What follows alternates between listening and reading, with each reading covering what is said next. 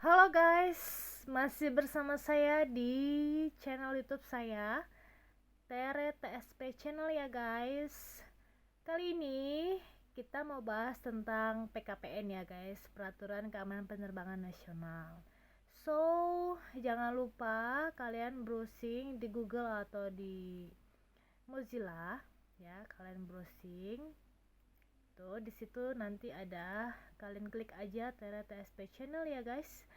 Jangan lupa tekan subscribe dan like setiap videonya kalian putar semua.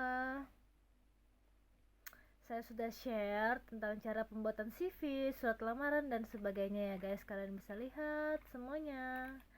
Oke, hari ini kita langsung ke pembahasannya ya guys ya. Kita ngebahas tentang PKPN, Peraturan Keamanan Penerbangan Nasional. Oke, kita masuk ke dalam materi. Materinya udah saya save di sini ya guys ya.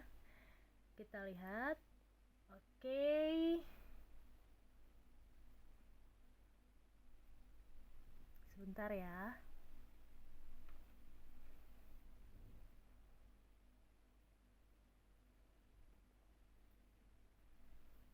Duh, lama ya guys ya.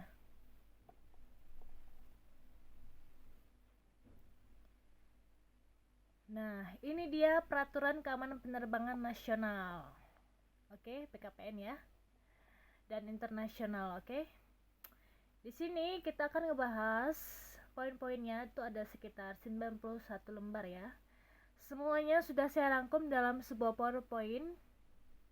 Sudah kita rangkum ya, sudah saya rangkum, dan semoga materi ini bisa bermanfaat sebagai edukasi dan juga sebagai pengetahuan bagi kalian yang belum tahu ya guys ya. Oke, di sini tujuannya adalah untuk memahami dan mengerti peraturan keamanan penerbangan internasional ya guys ya. Lalu untuk memahami dan mengerti peraturan keamanan penerbangan nasional.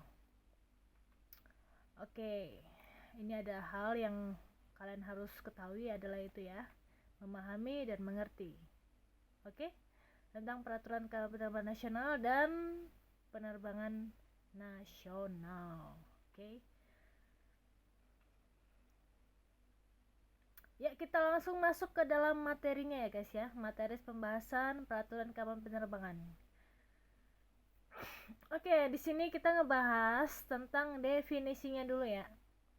Yang pertama itu tentang definisi, nanti yang kedua tentang peraturan. Ya, kita ngebahas tentang peraturannya, peraturan internasionalnya. Baru yang selanjutnya tentang peraturan nasional. Yang keempat itu peraturan keamanan yang tidak berlaku. Yang terakhir tentang pembahasan peraturan keamanan. Oke. Oke, kita kupas ya, kita bahas bersama-sama di dalam sebuah PowerPoint ini ya. Lanjut ke lembar keempat ya guys ya. Ini kita bahas definisi atau pengertiannya ya.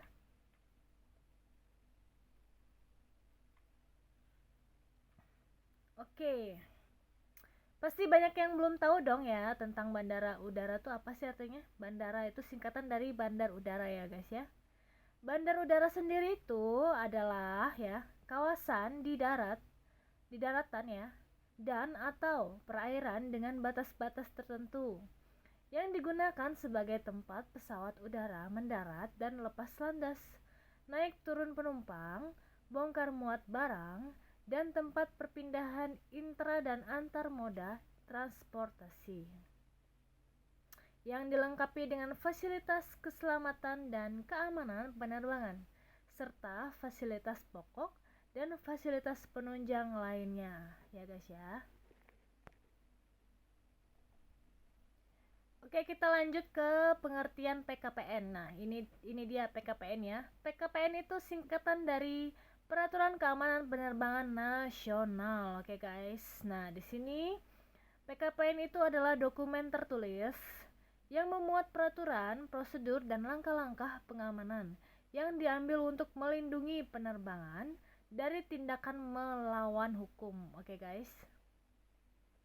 Tuh, dokumen tertulis adalah PKPN ya guys ya. PKPN tersebut adalah Peraturan Keamanan Penerbangan nasional. Oke, kita lanjut ke PKPU atau ASP ya. ASP itu Airport Security Program. Itu adalah dokumen tertulis yang memuat prosedur dan langkah-langkah serta persyaratan yang wajib dilaksanakan oleh unit penyelenggara bandar udara dan badan usaha bandar udara untuk memenuhi ketentuan yang terkait dengan operasi penerbangan di Indonesia ya guys ya. Jadi ini adalah peraturan keamanan di bandar udaranya ya guys ya, PKBU ya, bandar udaranya. Jadi itu prosedur yang ada di bandar udara tersebut, oke? Dan semuanya sesuai dengan ketentuan yang terkait dengan operasi penerbangan di Indonesia. Nah, seperti itu ya, guys ya.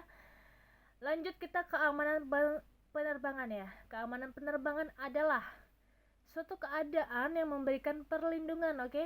Perlindungan, protect ya.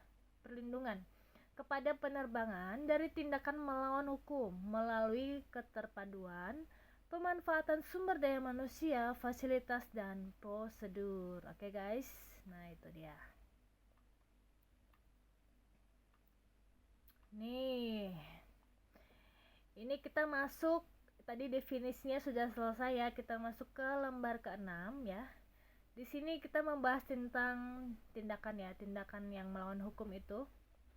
Tindakan melawan hukum atau acts of unlawful interference adalah tindakan atau percobaan yang membahayakan keselamatan penerbangan dan angkutan udara. Berupa, nih kita bahas ya satu persatu ya guys ya. Nah, ini dia berupa pertama ya, menguasai pesawat udara secara melawan hukum. Maksudnya ini adalah dia itu melakukan sabotase ya, menguasai pesawat tersebut tanpa adanya izin dari pihak terkait ya guys, instansi terkait tersebut atau pesawat airlines tersebut ya. Lalu yang kedua, melakukan pengerusakan atau penghancuran pesawat udara di darat ya, di in service-nya ya guys ya. Yang ketiga itu menyandra orang di dalam pesawat udara atau di bandar udara. Penyanderaan ya, itu adalah hal yang melawan hukum ya guys ya. Yang keempat, masuk ke dalam pesawat udara, bandar udara atau tempat-tempat aeronautika secara paksa ya guys ya. Nah, jadi kalau mau masuk ke dalam daerah-daerah bandar udara itu harus memiliki izin. Makanya setiap petugas, karyawan maupun tamu ataupun orang-orang yang ada di sana itu memiliki pas ya. Pas itu adalah tanda izin masuknya ya guys ya. Dan di sana tertera wilayah-wilayahnya. Nanti kita akan bahas untuk video yang selanjutnya ya guys ya. Untuk saat ini kita bahas tentang tindakan yang melawan hukumnya dulu ya. Ini dia yang kelima ya, membawa senjata, peralatan berbahaya atau bahan-bahan yang dapat digunakan untuk tindakan melawan hukum secara tidak sah nih. Membawa senjata, peralatan berbahaya yang ibaratnya bisa melukai, mencederai, melumpuhkan ya guys ya. Senjata di sini bermacam ya, senjata itu yang bisa melukai itu ya, bisa seperti pisau, silet, palu ya, paku, itu kan berbahaya ya. Itu sebuah senjata ya, pistol. Dan bahan-bahan ya, bahan-bahan seperti minyak gas ya, minyak bensin itu dan lain-lain itu berbahaya sekali ya. Makanya sangat tidak dianjurkan untuk dibawa, tapi mengenai senjata itu kan dia diwajibkan untuk bagasi. Nanti kita bahas selanjutnya ya. Oke, yang keenam itu adalah menggunakan pesawat udara di darat in service untuk tindakan yang menyebabkan mati ya, kematian ya guys ya. Ini menyebabkan kematian ya, cederanya seseorang ya, rusaknya harta benda atau lingkungan sekitar ya, gitu ya. Oke, yang ketujuh terakhir, memberikan informasi palsu yang membahayakan keselamatan pesawat udara dalam penerbangan maupun di darat. Penumpang, awak pesawat udara, personel darat, atau masyarakat umum pada bandar udara dan tempat-tempat fasilitas penerbangan lainnya. Nih, memberikan informasi palsu di sini adalah seperti ada orang yang menyatakan bahwasanya saya membawa bom kayak gitu ya. Jadi buat kalian para penumpang, calon-calon penumpang dan orang-orang yang belum mengetahui hal ini ya, ada aturannya ya guys ya. Tindakan yang melawan hukum ini jelas ya. Jika ada orang yang memberikan informasi palsu seperti tersebut, akan mengalami yang namanya hukuman daripada aturan yang sudah diterapkan di sini ya guys ya. Kita akan bahas nanti ada di lembar yang selanjutnya ya.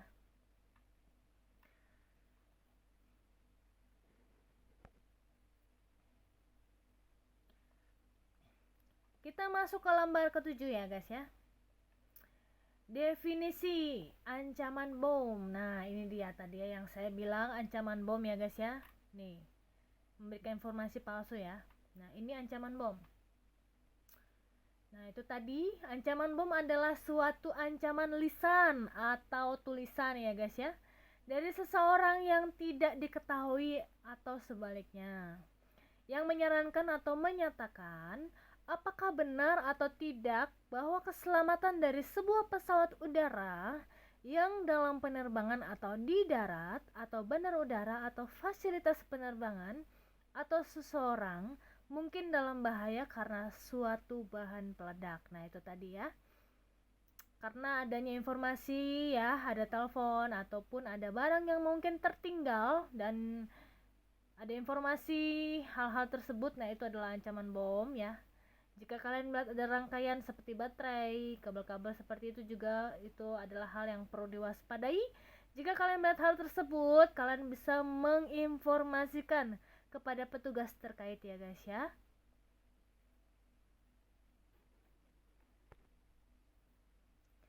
Ini dia kita masuk ke definisi sabotase ya guys ya.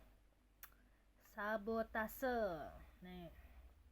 Sabotase adalah suatu tindakan pengerusakan atau penghilangan terhadap harta benda ya, yang dapat mengancam atau menyebabkan terjadinya tindakan melawan hukum pada penerbangan dan fasilitasnya.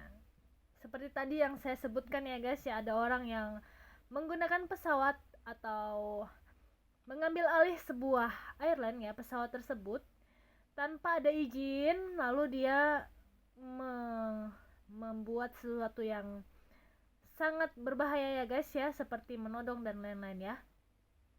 Dan itu ada pernah terjadi ya guys ya. Tentang sabotase, kita bisa lihat sabotase itu seperti apa supaya kita semua tahu ya. Apa pernah ada sabotase di Indonesia ya, kita cari sabotase yang pernah terjadi di Indonesia nih, kita masuk ya. Kita masuk ke, kita coba cari ya. Apakah ada sabotase? Oh, ada guys ya. Sabotase di Gelora Bung Karno di Asia Games 1962. Wow, saya belum lahir ya guys ya. Lalu ada ancaman militer dari luar negeri sejak kemerdekaan. Tuh, itu adalah sebutan untuk sabotase ya guys ya. Sabotase. Nah, ini militer terhadap kedaulatan yang pernah ada di Indonesia. Kita lihat ya, apa aja. Nah, jadi kenapa ada aturan sebelumnya? Pasti karena ada kejadian ya guys ya. Kenapa ada kejadian? Ya itu tadi, untuk mencegah terjadinya kejadian tersebut terulang lagi, makanya terjadilah sebuah peraturan ya guys ya. Nih, di Indonesia sabotase ya, banyak sekali ya. Sabotase minyak, sabotase kapal ya, optical term ini pesawat militer kemarin disabotase juga. Sabotase pesawat penumpang nih pernah juga ya, ini kita baca ya singkat aja. Pada tahun ini 2011 ya, ancaman keamanan bandara di Shannon, Irlandia ya guys ya. Tepatnya merusak pesawat militer Amerika Serikat. Akibat tindakan tersebut menyebabkan hidrolik pesawat rusak dan diikuti dengan adanya slogan anti perang yang ditulis di sekitarnya. Oke. Nah, ini kita fokus di yang ada di sabotase yang ada di pesawat ya. Ini sabotase pesawat penumpang. Pada tahun 2019, seorang mekanik Amerika Airlines ya telah menyabotase sebuah pesawat di Miami. Pelaku menempelkan zat busa keras di dalam tabung yang menghubungkan pesawat dengan sistem komputerisasi penerbangan tersebut menuju ke Nassau, Bahama ya guys ya. Ketika pilot menyalakan mesin sebelum melepas landas, mereka mendapat peringatan kesalahan sehingga mereka batal untuk lepas landas. Nah itu. Karena terjadinya sabotase itu adalah sebuah tindakan ya guys ya, yang dilakukan oleh orang yang oknum tertentu untuk melukai dan membuat orang lain menjadi berbahaya ya gitu. Oke, kita udah lihat sendiri ya, sabotase di sini banyak sekali sabotase ya guys ya. Dan sabotase ini sudah pernah terjadi, makanya muncullah sebuah aturan ya. Kita masuk lagi ke materi kita ya guys ya, tentang sabotase tadi ya. Sabotase tadi itu adalah tindakan pengerusakan ya. Nah itu tadi sampai mereka itu jadi nggak bisa lepas landas, sampai ada pengerusakan ya kayak gitu ya. Oke, kita masuk ke dalam pembajakan nih. Pembajakan adalah tindakan mengambil alih pesawat udara dan atau bandar udara dengan paksa ya. Dengan paksa ya guys ya tuh.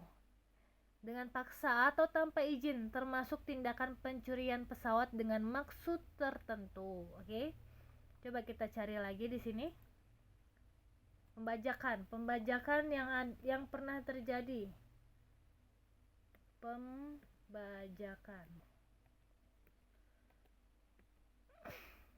Pembajakan pesawat nih ya. Yang pernah terjadi di Indonesia atau di daerah atau di negara lain. Nih, ada ya guys ya.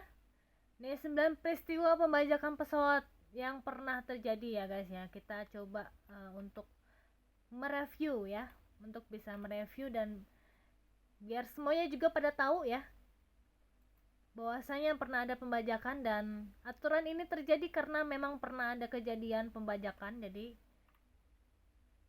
muncullah aturan seperti ini ya. Ini adalah perjalanan internasional ya guys ya. Pembajakan ini di pesawat Norwegia. Oke, ya di sini ya. Pada bulan Juni 1985 di Norwegia ya, mengalami pembajakan pesawat untuk pertama kalinya ya guys ya, dalam penerbangan dari Trondheim ke Oslo. Seperti yang dinyatakan oleh Aviation Safety Network, seorang pria mengambil ahli pesawat dengan paksa ya. Dengan paksa, oke? Pembajakan itu adalah mengambil alih dengan paksa ya. Mantan narapidana berusia 24 tahun dengan keadaan sedikit mabuk itu naik ke pesawat, mengancam kru pesawat dengan pistol ya guys ya. Meminta untuk berbicara dengan Perdana Menteri dan Menteri Kehakiman Norwegia tentang perawatannya di penjara. Oh, seperti itu ya guys ya. Nih, pembajakan itu sangat berbahaya sekali, makanya kita muncul sekarang sudah ada aturannya ya. Ada pidananya juga untuk orang-orang yang seperti itu ya guys ya. Oke.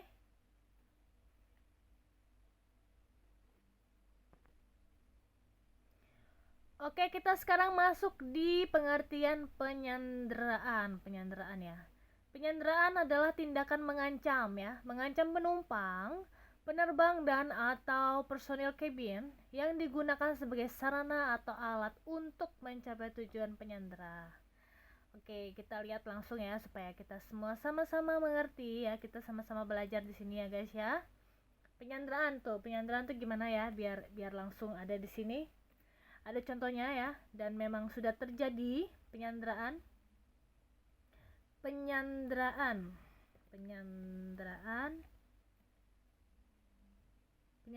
ya.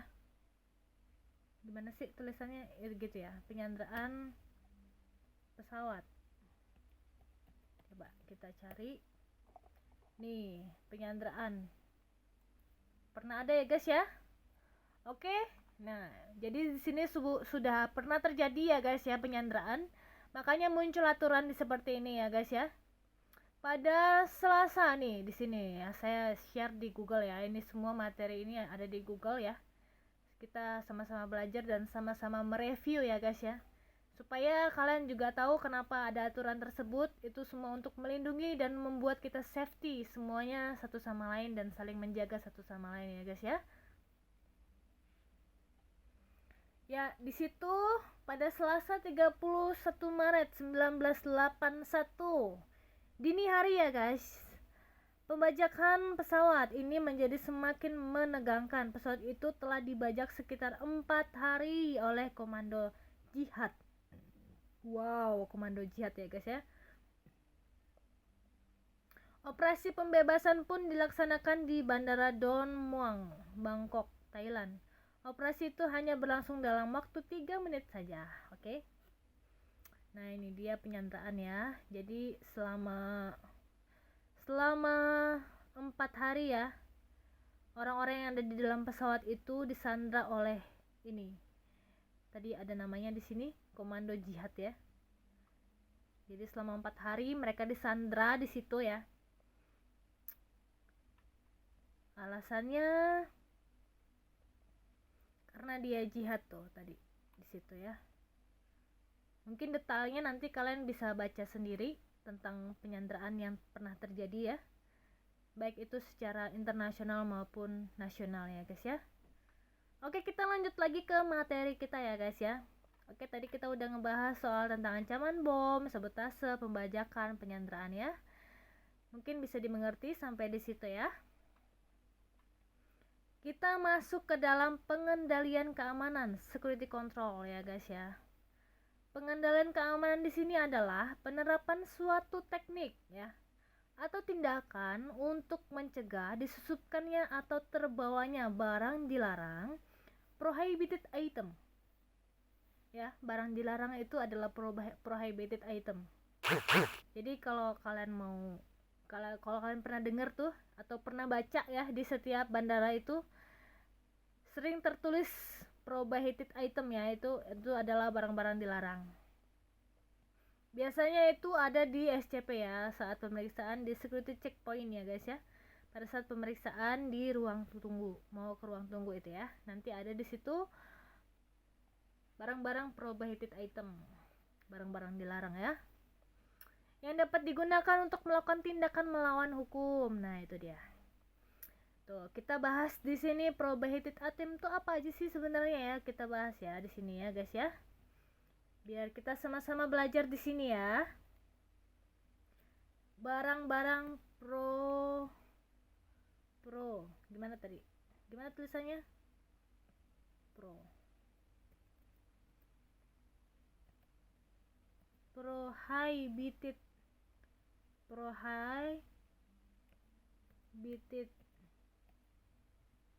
Prohibited item.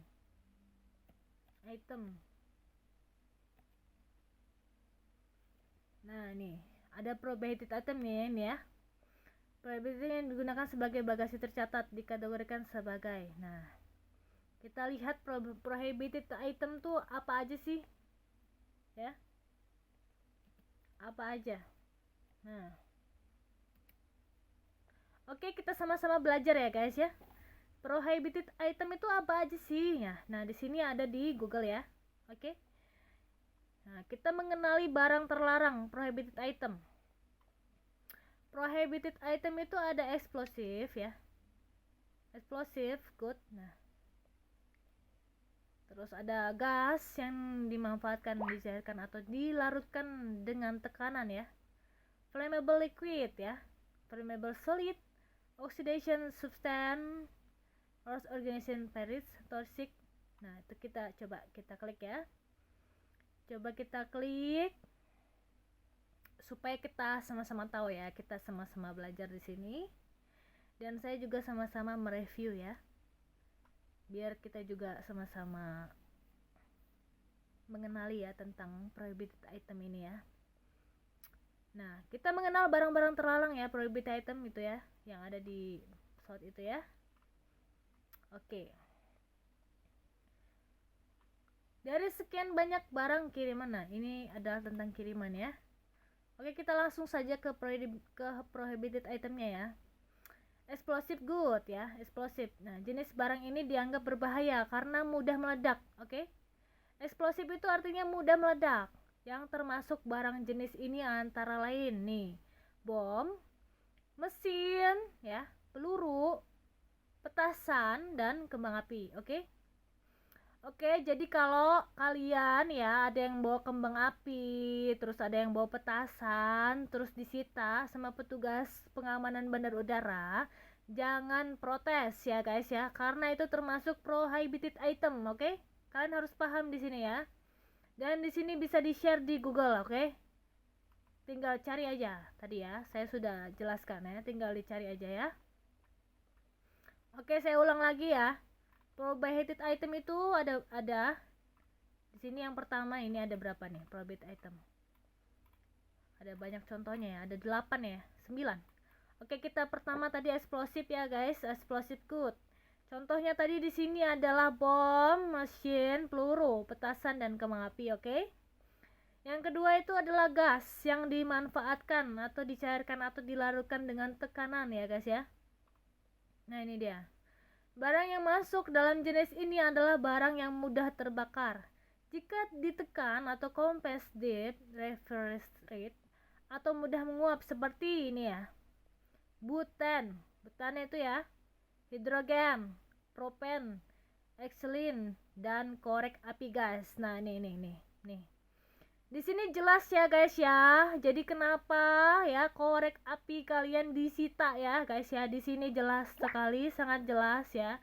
Tertulis dengan nyata ya guys ya. Di situ korek api gas ya. Bisa dibaca ya guys ya. Kalau nggak bisa baca bisa dengerin suara saya ya guys ya. Bahwasanya korek api gas itu tidak boleh dibawa ya. Tuh. Dia masuk ke dalam klasifikasi gas ya. Oke guys ya. Tuh jelas ya. Kita masuk lagi. Ini kita masih ngebahas tentang prohibited item tadi ya guys ya.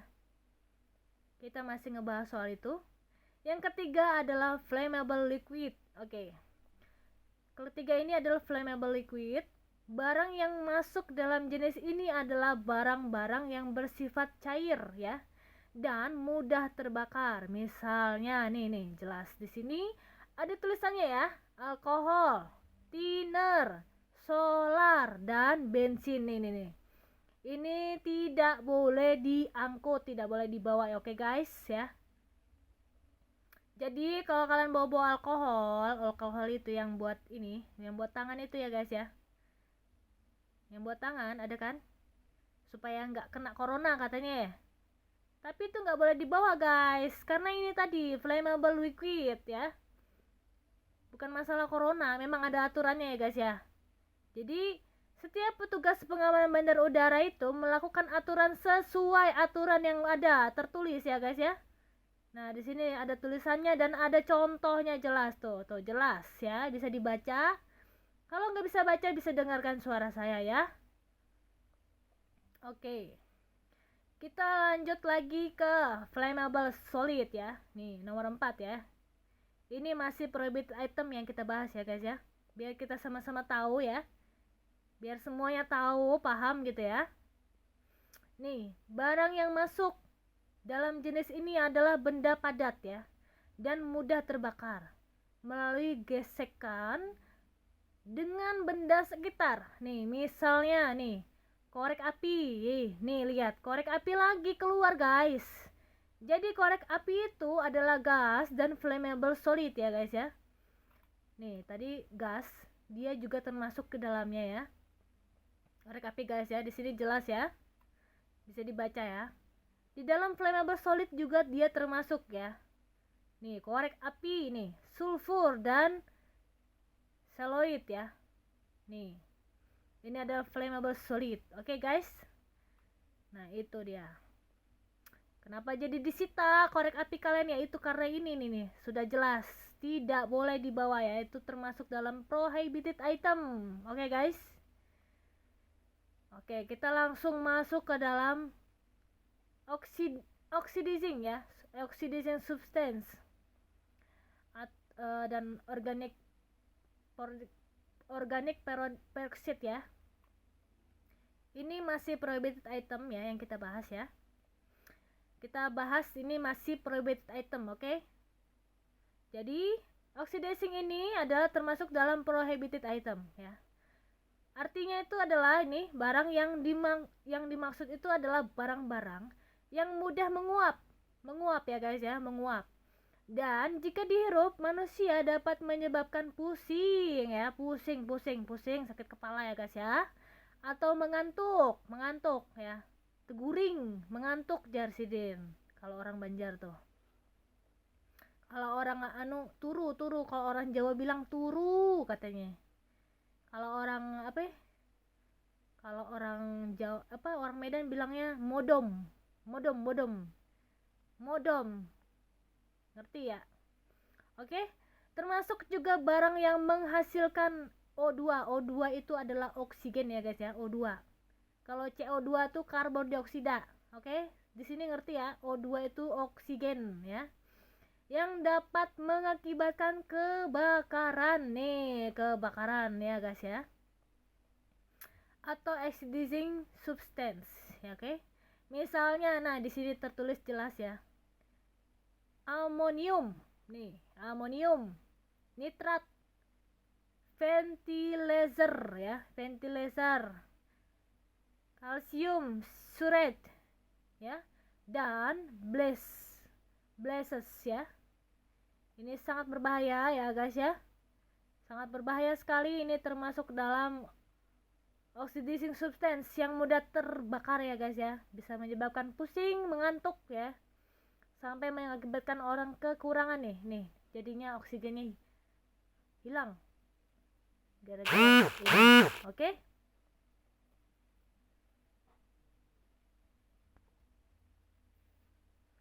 Nah, tadi kita udah bahas tentang oxidizing ya guys ya. Yang keenam ya guys ya, ini masih ngebahas tentang prohibited item tuh, barang dilarang ya. Barang yang dilarang dibawa ke pesawat udara nih ya, kita masih ngebahas soal itu ya guys ya. Ini saya ulang-ulang supaya kalian tuh ngerti ya, supaya paham, oke? Ini yang keenam, toxic ya, toxic dan infectious substance ya. Sorry ya, gue orang Indonesia jadi kalau ngomong bahasa Inggris kayak kepelilit gitu ya, sorry ya. Oke, toxic itu kalian tau nggak toxic itu apa? Ya ini kita baca nih. Toxic itu adalah tuh habis suara gue ya. Toxic itu adalah nih barang yang termasuk ke dalam jenis ini adalah barang yang mengandung racun nih. Toxic itu adalah racun ya guys ya. Buat kalian ya, hati-hati jangan jadi racun ya. Oke. Nah, racun ya guys ya. Dan mudah menular. Nah, tuh mudah menular. Jadi bukan corona yang bikin menular ya guys ya. Racun juga bisa menular, oke? Nah, tak gemak sampean iku. Oke, toxicant, infectious substance. Nah, itu menyebabkan cedera ya guys ya, atau iritasi jika terkena kulit. Nah, itu misalnya nih. Nah, bukan cuman kopi doang yang ada sianida. Nih itu nih sianida juga bisa bikin rusak kan. Nih rusak coy. Nih nggak boleh diangkut ke pesawat udara tuh. Nah nih jelas ya guys ya, bisa dibaca ya, sianida nih sianida nih, saya bikin biru ya guys ya, nih biar jelas tuh sianida, arsenik, pestisida. Nah itu pestisida ini apa yo? Pestisida itu ya pupuk guys, pupuk.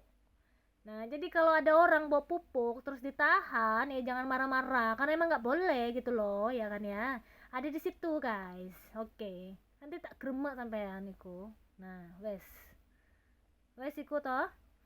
Virus hidup dan bakteri hidup ya. Maksudnya itu apa? Virus hidup. Virus hidup itu ya seperti apa ya? Kalian bawa virus yang hidup itu seperti jentak-jentuk itu loh, yang itu kan virus itu. bakteri hidup gitu ya, yang dibuat-buat sama orang-orang ilmiah itu ya. Nah, makanya kenapa kalau ada orang bawa-bawa benda-benda yang aneh itu harus diperiksa benar-benar ya. Biasanya orang-orang yang di lab-lab itu, lab-lab yang kerjanya di lab-lab ya. Nah, itu biasanya kan dia bawa-bawa kayak untuk dia apa ya? Kayak apa sih biasanya itu, apa sebutannya tuh ya guys ya, aduh saya lupa guys, pokoknya untuk pengamatannya dia lah. Ini observasi guys. Nah biasanya mereka tuh ada kan kayak observasinya dia buat ini kuliahnya dia atau buat kerjanya dia biasanya. Nah itu ada beberapa lah orang yang bawa-bawa seperti itu ya guys ya.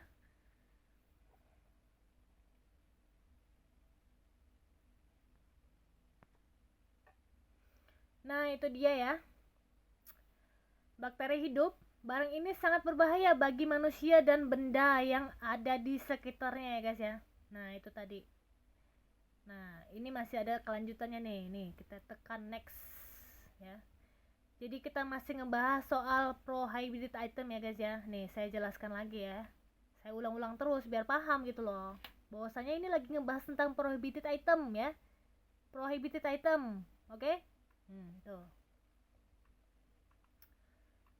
Mana tadi? Selanjutnya.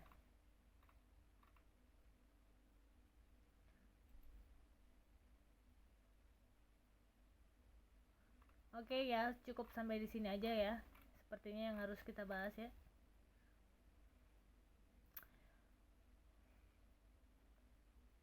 Kita coba kembali lagi. Mungkin ada yang kelewatan. Gak ada ya, udah semuanya ya kita bahas ya. Nanti kalau ada yang kelewatan kalian bisa komen di channel YouTube ini ya guys ya. Oke, kita sama-sama belajar di sini, oke? Oke, jangan ada yang tersinggung, oke? Paham ya? Ya. Tadi kita sudah ngebahas tentang prohibited item. Nah nih, tadi kita udah bahas ya guys ya. Satu persatu tadi kita udah bahas, sudah kita ibaratnya udah kita sharing juga bareng-bareng ya.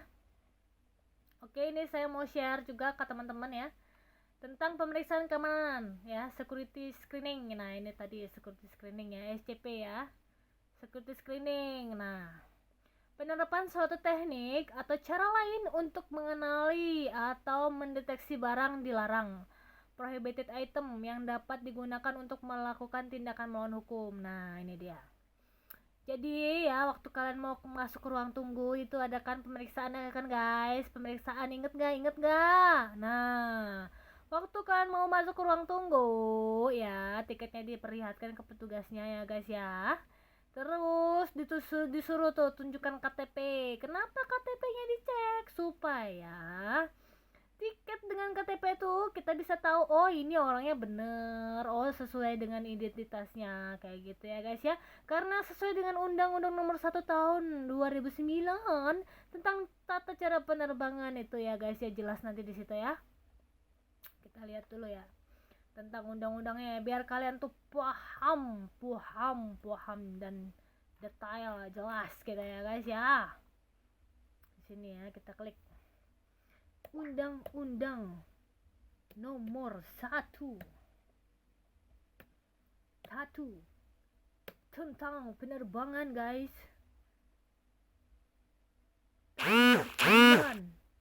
Tahun 2009. Nih, tahun 2009 tentang penerbangan. Nih ada ya guys ya. Nih kalian harus cek di Google ya, Mbah Google itu jelas semuanya guys. Nah ini kita sama-sama belajar ya. Nah di sini kenapa adanya pemeriksaan guys? Nih ini karena adanya aturan seperti ini ya guys ya, dan karena adanya tadi sabotase, adanya ancaman, adanya pembajakan, penyanderaan, makanya kita harus mengadakan pemeriksaan ya guys ya. Nah ini aturannya, nih kita baca, klik ya.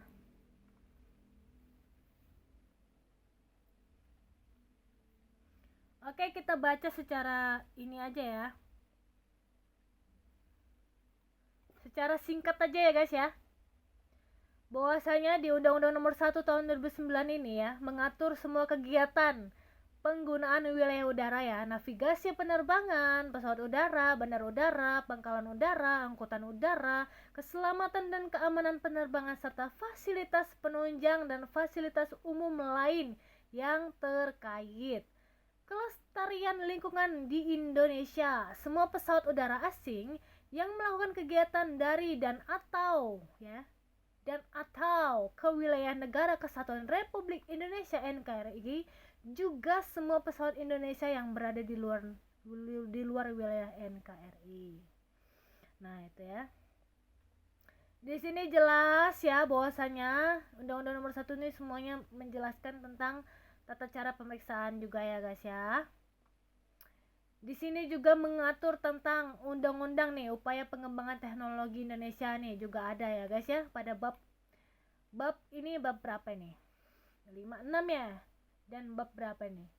10 18 ya atau 17 nih. Yaitu angka Romawi, guys ya. Oke, nih banyak sekali nih. Nih semuanya tentang aturan pemeriksaan, tata cara pemeriksaan di sini jelas ya. Nah, kalau kalian masih pengen tahu secara detail tuh kenapa jadi adanya pemeriksaan di SCP itu, di screening checkpoint itu ya, karena ada aturan seperti ini ya, guys ya. Babnya banyak sekali ya, guys ya. Nih ada bab 1, bab 2, bab 3, bab 4, bab 5, bab 6, bab 7, bab 8, bab 9, bab 10, bab 11, bab 12, bab 13, bab 14. Oh, banyak sekali, guys ya. Nih banyak sekali. Oke, kita mau ngebahas ini serius. Sampai kapan selesainya, guys? Materinya masih halaman keberapa nih? Masih halaman 8 loh, guys. Oke? Oke, kita lanjut ya, guys ya. Oke, lanjut ya. Oke, boleh ya. Nah, itu tadi ya, pokoknya itu tadi screening itu tentang pemeriksaan itu ada di Undang-Undang Nomor 1 tentang penerbangan tuh jelas di situ. Kalian kalau mau tahu ya kenapa jadi pemeriksaan tuh gimana, kok harus diperiksa, kok apa gitu gini kok tuh tinggal cek aja di Undang-Undang Nomor 1 tahun 2009. Oke, jangan salah. Oke, tentang penerbangan. Oke, ngerti ya? Wes. Oke. Next. Next nih.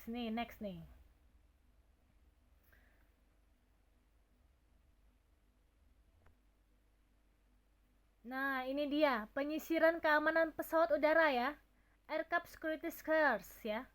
Pemeriksaan menyeluruh pada bagian luar dan dalam pesawat udara dengan maksud untuk menemukan barang yang mencurigakan dan barang dilarang prohibited item. Nah, ini nih. Penyisiran, kenapa ada penyisiran ya, guys? Kenapa coba nih? Kenapa jadi ada penyisiran? Coba kita cari di sini ya. Coba. Kenapa? Nih tanya dulu coba. Kenapa ada penyisiran di pesawat? Kenapa ada penyisiran di pesawat? Coba. Penyisiran di pesawat. Tuh. Kenapa? Coba. Jawab ya. Jawab nih. Nah, itu tadi. Nih, banyak ya. Nih. Nah. Nih. Kenapa ada penyisiran nih? Ini alasannya kenapa pesawat sering terbang melintas lautan nih. Karena damkar cari korban nih. Karena ada serpihan pesawat di lokasi. Karena ada dugaan nih. Karena adanya ini ancaman nih, karena adanya korban nih, karena adanya sesuatu yang harus dicari nih ya, guys ya. Tuh nih, kita buka coba contoh nih. Ini memang sudah jelas dan sudah pernah terjadi ya, guys ya. Kenapa ada di situ lakukan penyisiran dari luar dalam pesawat semuanya itu ya, karena ini nih. Karena adanya nih kehilangan serpihan pesawat, terus tadi sebelumnya juga karena itu ya. Nah, oke, kita nanti bahas lagi ya, guys ya. Pokoknya itu. Jadi penyisiran secara menyeluruh itu karena ada sesuatu, guys, bukan karena ada apa-apa ya. Nah, Dan itu pastinya karena ada ancaman, karena ada hal yang dicurigai ya guys ya. Nah itu tadi, jadi harus adanya pemeriksaan secara menyeluruh, artinya adalah aircraft security source ya guys ya. Jadi di dalam aturan penerbangan itu ya, untuk bagian safety atau bagian aviation security itu adalah tugasnya untuk memastikan bahwasanya keamanan pesawat udara, keamanan seluruh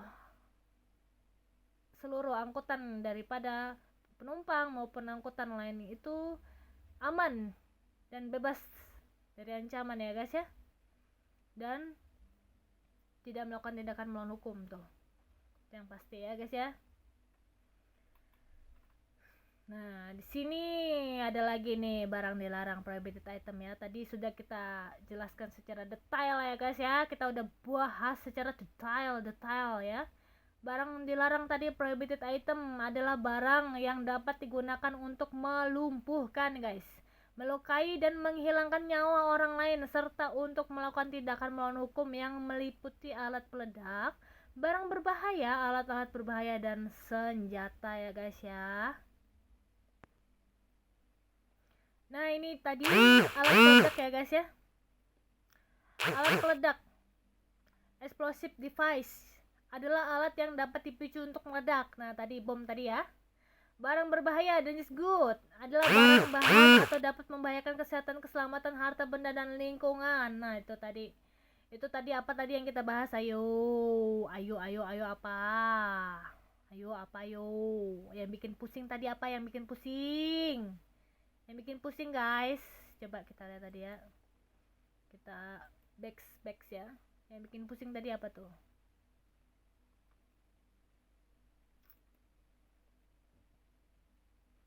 Tadi udah kita bahas ya guys ya.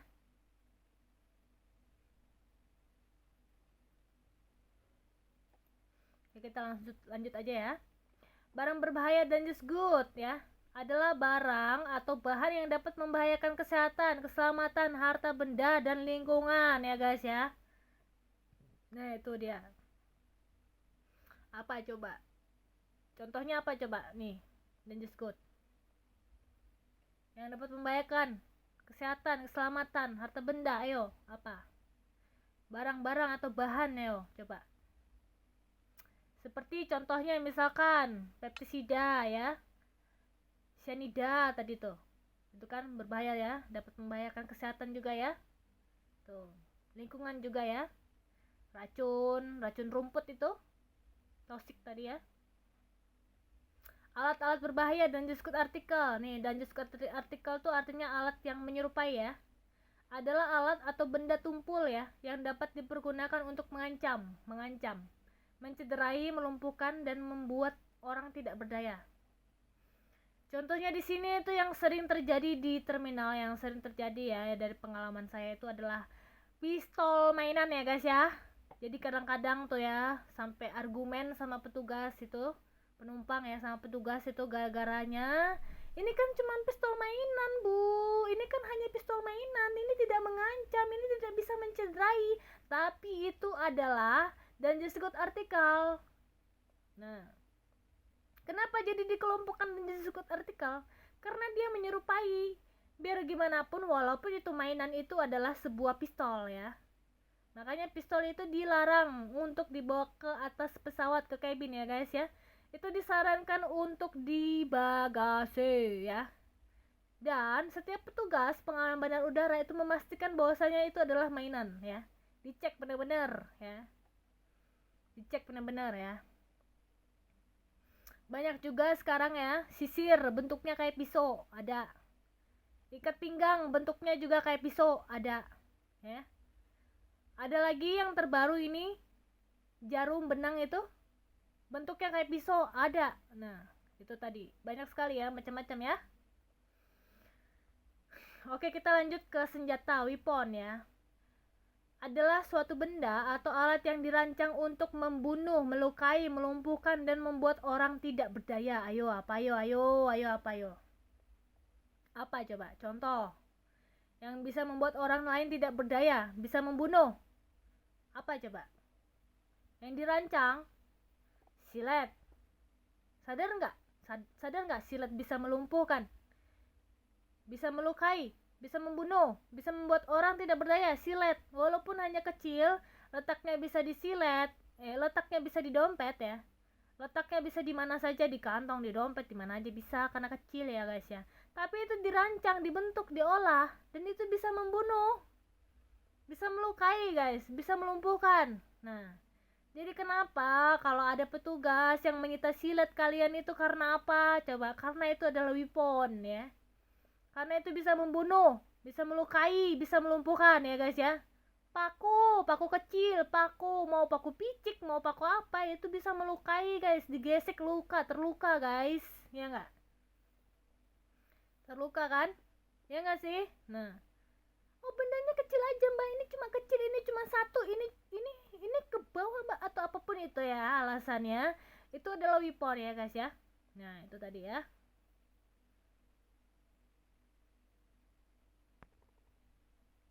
Nah ini kita masuk ke security item ya guys ya.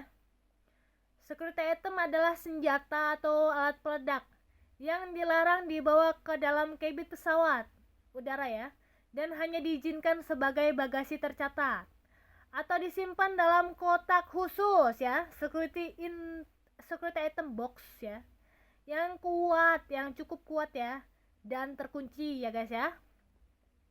Ayo apa coba? Security item itu adalah senjata ya. Di dalam skep 100 itu jelas, di sana ada skep 100 ya guys ya, tentang aturan tata cara pembawaan senjata api. Ini kita cek ya. Skep 100. Skep mana? Skep 100 tentang tata cara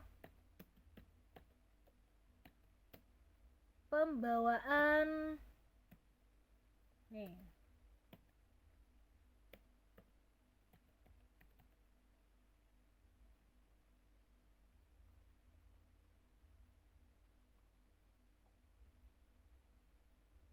Mana nih? Skep 100 tentang tata cara pembawaan tuh. Waduh. HP-nya nge-lag ya guys ya. Bentar ya. Nah, itu tadi tentang skep 100 ya guys ya. Saya cari dulu ya guys ya. Nah, ini dia skep 100 tentang senjata api ya guys ya. Nah, itu.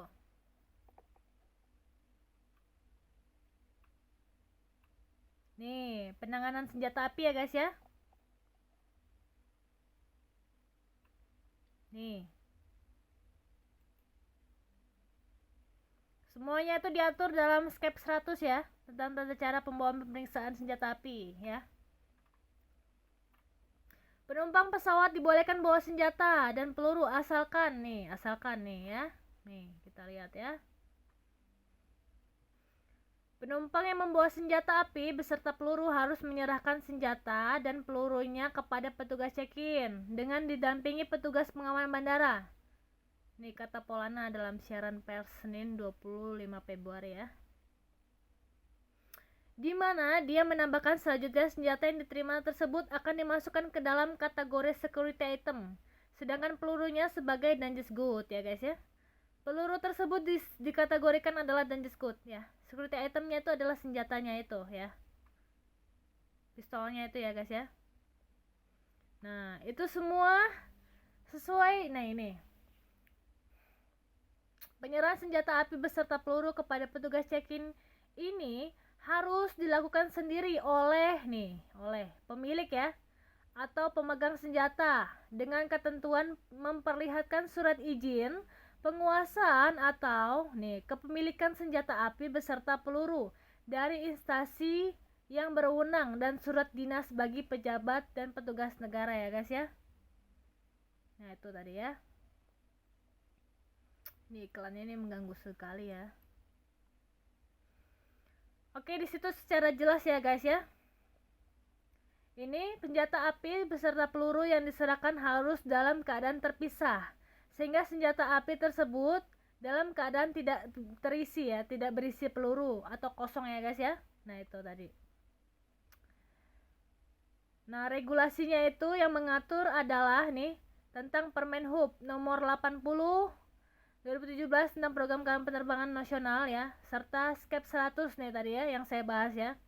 SKEP 100 ya, Romawi 6 tuh tahun 2003 ya, tentang petunjuk teknis penanganan penumpang pesawat udara sipil ya yang membawa senjata api beserta peluru dan tata cara pengamanan pengawalan ya dalam penerbangan. Kayak gitu ya. Oke guys ya, sampai di sini ngerti ya?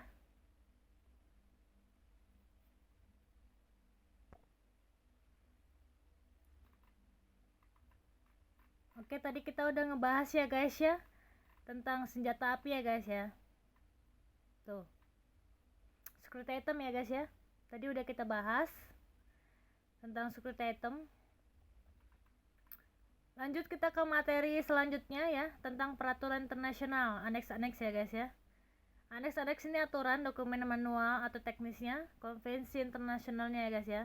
Nah, ini aneks-aneks 17 itu tentang security, ada dokumen 8973, ada aneks 18, dokumen 9284, 9808 tuh ya guys ya. Aneks 17 tuh tentang pengamanan ya. Itu definisinya, general organizer-nya nih, manajemennya ya guys ya. Tentang aturan-aturan ya, dokumen 8973 itu security manual ya guys ya. Capture-capturenya, terus ini tentang safety transportnya ya. Di sini ada dokumen 9808 nih tentang aturannya semua, edisi tahun 2002 ya. Itu semua aturan-aturan semua ya guys ya. Kalian bisa lihat di Google juga, itu semuanya aturan semuanya. Nah, di sini ada organisasi penerbangan sipil internasional, International Civil Aviation Organization, ICAO. ICAO ya. Dibentuk berdasarkan Konvensi Penerbangan Sipil Internasional yang ditandatangani di Chicago pada tanggal 4 Desember ya. Ini tentang apa historinya ya guys ya. Historinya ya. Pada tahun 1944 ya, dibentuk oleh 52 negara peserta konferensi Chicago. Indonesia menjadi anggota ICAO pada bulan Juni 1950 ya. Pengamanan penerbangan sipil tertuang dalam aneks 17 ya, dengan judul security ya, keamanan ya, pengamanan ya. Safeguarding International Civil Aviation Agent out of Unlawful Interference dan pada dokumen 8973 yang merupakan petunjuk teknisnya ya, security manual ya. Maksudnya itu pemeriksaan manual ya. Oke, di sini ada konvensi Tokyo ya pada tahun berapa itu? 1963 ya. Terus ada konvensi Hague 1970. Dilanjut di Montreal ya, 1971 ya. Ini historinya. Sejarahnya itu ya, guys ya.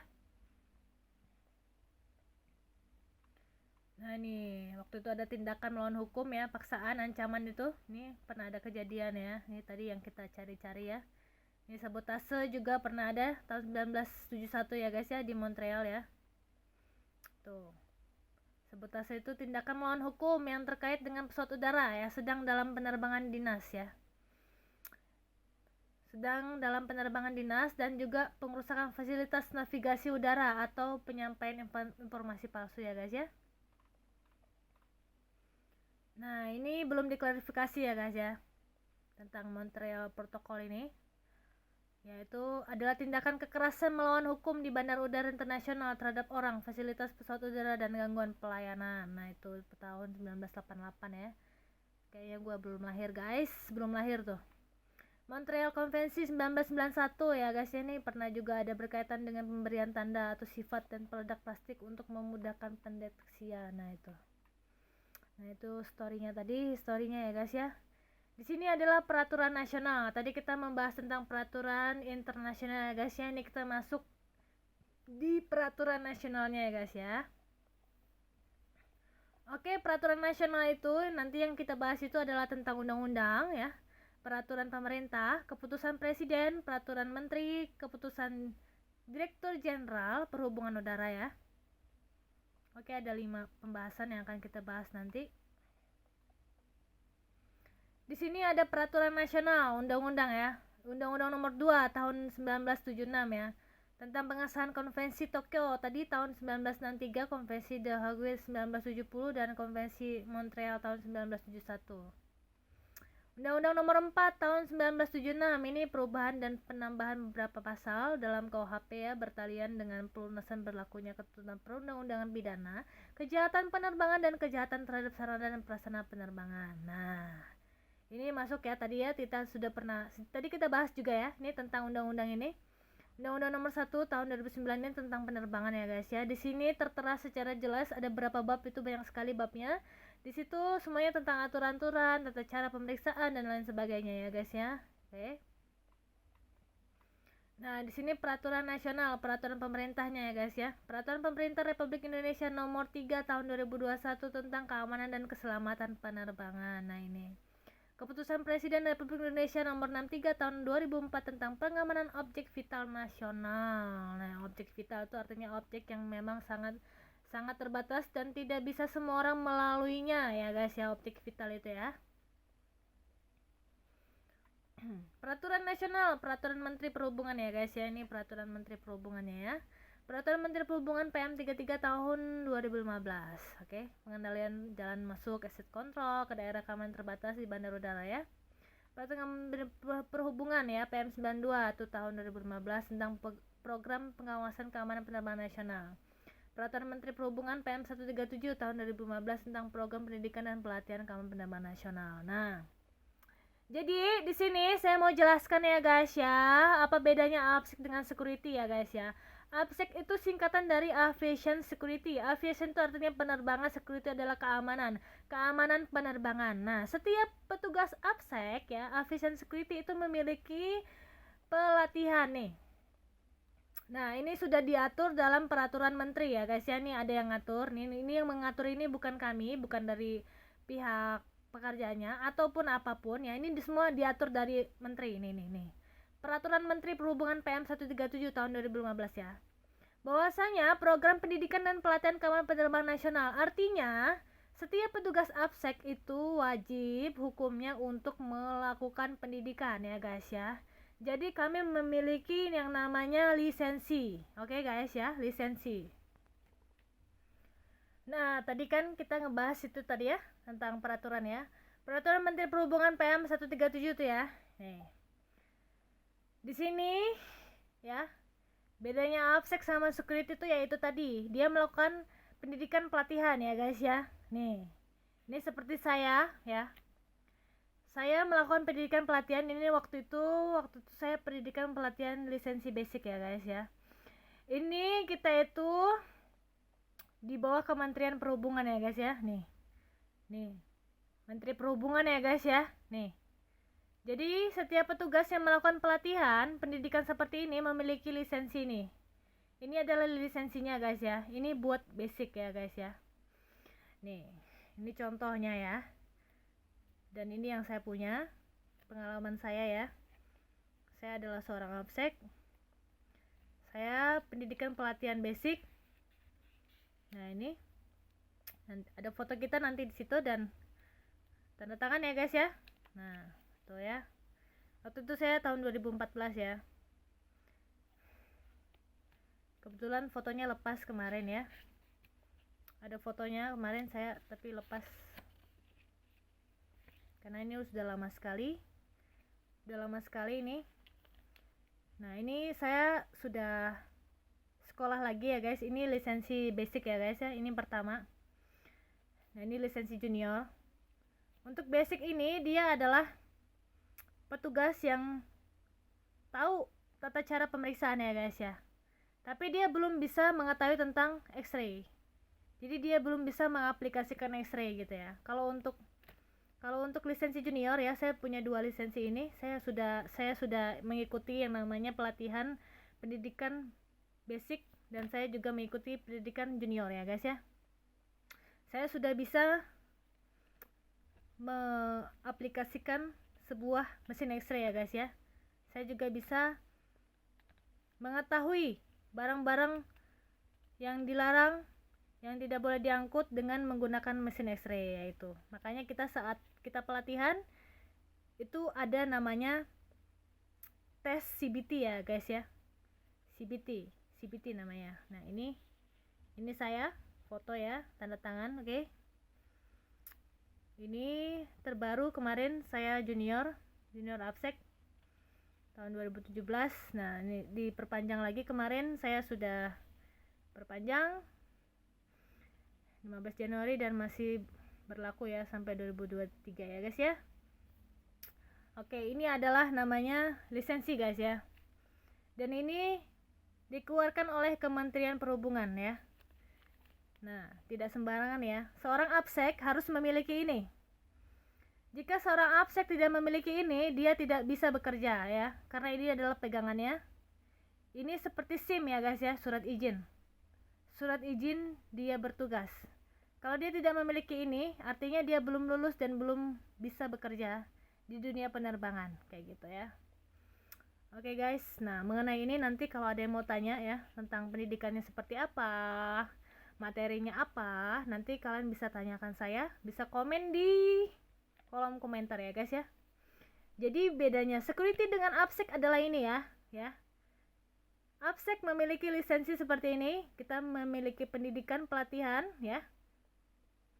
Dan lisensi ini dikeluarkan langsung oleh Kementerian Perhubungan. Oke guys ya. Kementerian Perhubungan. Dan ini melalui pendidikan, kita dites, kita juga ujian ya guys ya. Ini nggak sembarangan. Nih, ini dari penerbangan ya guys ya. Oke. Dan sesuai dengan aturan yang berlaku. Nih, lisensi ini dikeluarkan berdasarkan pasal 22 Undang-Undang Nomor 1 Tahun 2009 tentang penerbangan ya. Ini dikeluarkan berdasarkan aturan ya, bahwasanya setiap petugas harus melakukan pendidikan dan pelatihan keamanan penerbangan. Nah, ini. Oke, guys. Cukup sampai di situ. Kita masuk ke peraturan nasional, peraturan Menteri Perhubungan ya, guys ya. Di sini peraturan Menteri Perhubungan PM 140 tahun 2015 itu adalah program penanggulangan keadaan darurat keamanan penerbangan nasional. PKD ya. PKD. Makanya PKD itu diselenggarakan di setiap bandar udara untuk ibaratnya mengetahui bagaimana caranya untuk menanggulangi keadaan darurat gitu di dalam suatu wilayah bandar udara ya.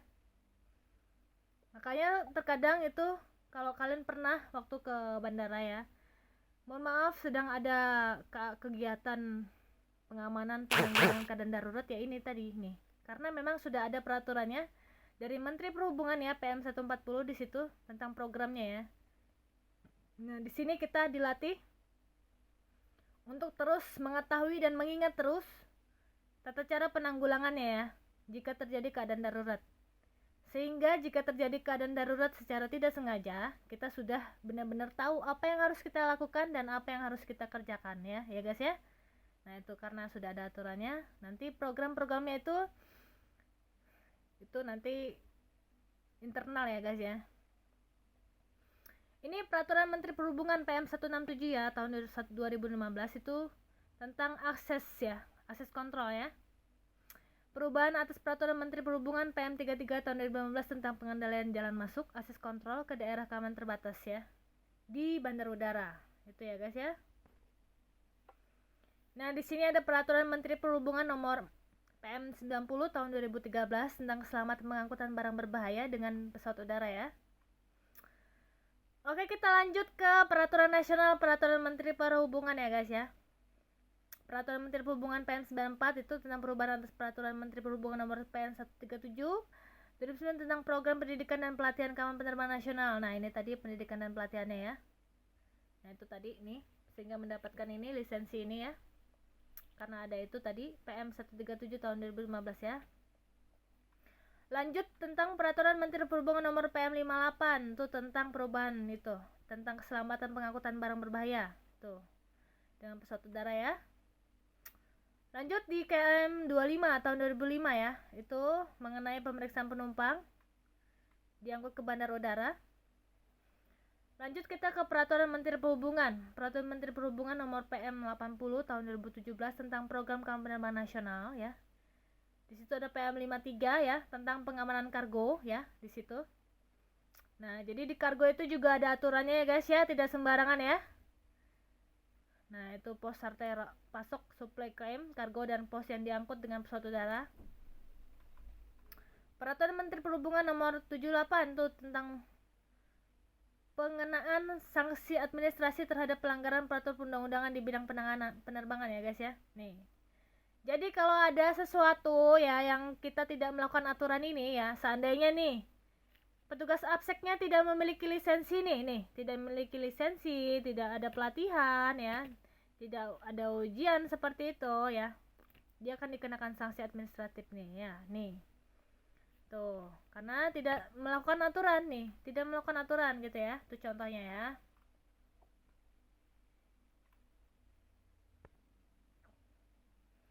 Nah, ini tentang peraturan nasional. Keputusan Direktur Jenderal Perhubungan Udara nomor skep 100 nih. Nomor 7 ya. 567 2003.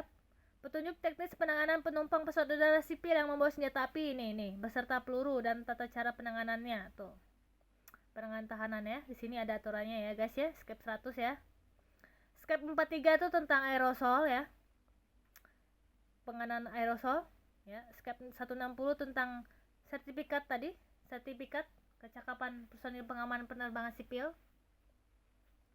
Setiap petugas tuh harus memiliki yang namanya sertifikat ya, guys ya. Nah, itu. Nah, itu tadi ya tentang sertifikat kecakapan personil program. Itu sertifikatnya itu adalah nih.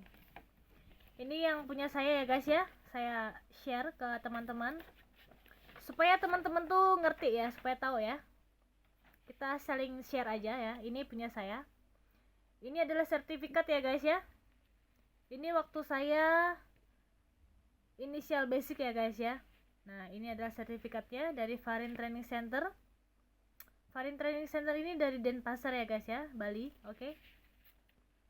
Waktu itu saya pendidikan pelatihannya 2013 ya, guys ya. Nah, itu. Lalu saya mengikuti lagi pendidikan nih, pelatihan transportasi ya. Sertifikat ini jelas dari LPPT Aviation Cruise Nugroho. Ini saya ikuti pada tahun 2016 ya, guys ya. Seperti ini. Ini adalah sertifikatnya. Sesuai dengan peraturan Direktorat Jenderal Perhubungan Udara nomor skep 160 ya. Ini sertifikat kecakapan personil program penerbangan sipil. Ini disebut namanya sertifikat ya, guys ya.